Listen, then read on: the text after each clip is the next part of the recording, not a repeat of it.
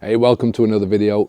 Today, the comment is from Black Halo Society. Great name.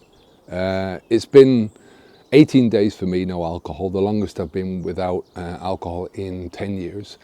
Severe depression and mind fog still. Alcohol landed me in the emergency room with crazy shakes, extremely high blood pressure, and I'm glad I didn't get a seizure or hallucinations, but I didn't sleep more than an hour or two for days. Thanks for making these videos. It's a long road to recovery. Well, you have that done, right? So, first of all, well done on getting this far. You know, 18 days for somebody who's been drinking for a long time is a great feat, you know, but it's only the beginning of this journey, right? 18 days is not a long time in terms of your body recovering, in terms of changing the things that you need to do in your life, in terms of changing the mindsets and changing, you know, how you think about these things. So I presume that you've been, when you say that it's the longest that you've done in 10 years, that you've been drinking for more than 10 years, right? So it is what it is. I drank for over 30 years and, you know, it was a complete pain in the arse to stop. You know, it is that, you know, a lot of people are going to go through some bad times. I mean, I used to read a lot of self-help books. I've always read psychology, so that really helped me in the beginning. But if you think about all the times that I tried to stop, you know, all the times that it was all under the guise of moderation. I never really tried to stop for good before.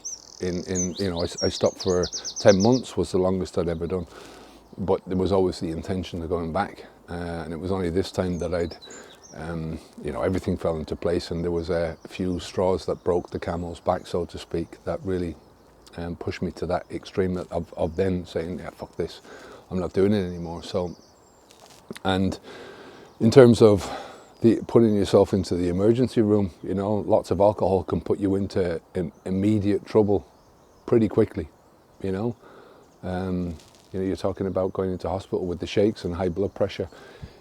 You know, I hear stories all the time. I mean, we've got, you can imagine the types of stories that I hear from our clients, from different people, from worried parents. You know, there's people that have died very young, you know, 16, 17 years of age, just because they've overdosed on alcohol at an early age, and that's it, their life is over. So, you know, alcohol is it's a poison.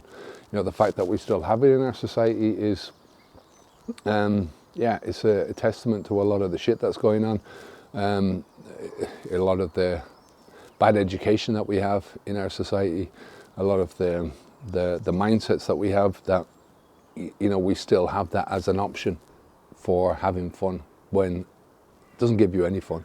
You know, it's just a delusion. So as far as your sleep is concerned, that's going to come.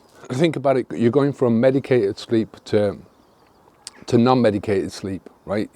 And that's a tough thing to do, you know. You know, when I'm talking about medicated sleep, you're having to drink to go to sleep, or you're having to drink to put yourself into a comatose state, which is what I used to call it. And you know, you're going to a place where you're trying to sleep on your own. You know, it's tough to do.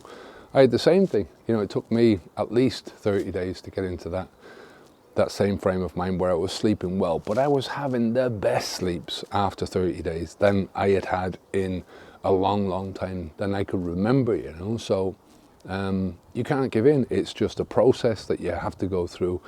You can't shortcut that process, you know. 18 days, 90 days into it, 20 days, keep going, because you know, all it takes is one drink and you're back to the start again. Your brain is going back to the start again. All of those circuits that are now getting used to you not drinking alcohol will go straight back to the beginning again. So, you know, it's just fucking useless to try and do this if you're shortcutting your own progress in this journey. So you have to think about this long term. Think about where you're going to be in 3 months' time, 6 months' time, a year down the road, 5 years down the road. Think about that if you carry on drinking, where you're going to be, right? And think about where you're going to be. You know, you make massive changes in 6 months if you stay away from the booze. Massive positive changes in your life, across your life. It's not just in one area, it's in all areas of your life that you'll make. Some parts of this are tougher than others. It's just the way it fucking is, You have to understand that it's a tough journey. I mean, one of the hardest ones for me was the socializing thing. I didn't know how to socialize with people. I mean, luckily I've got a big family, so it didn't really make that much of a difference to me, but it's tough. So just think about it, that your recovery has already begun.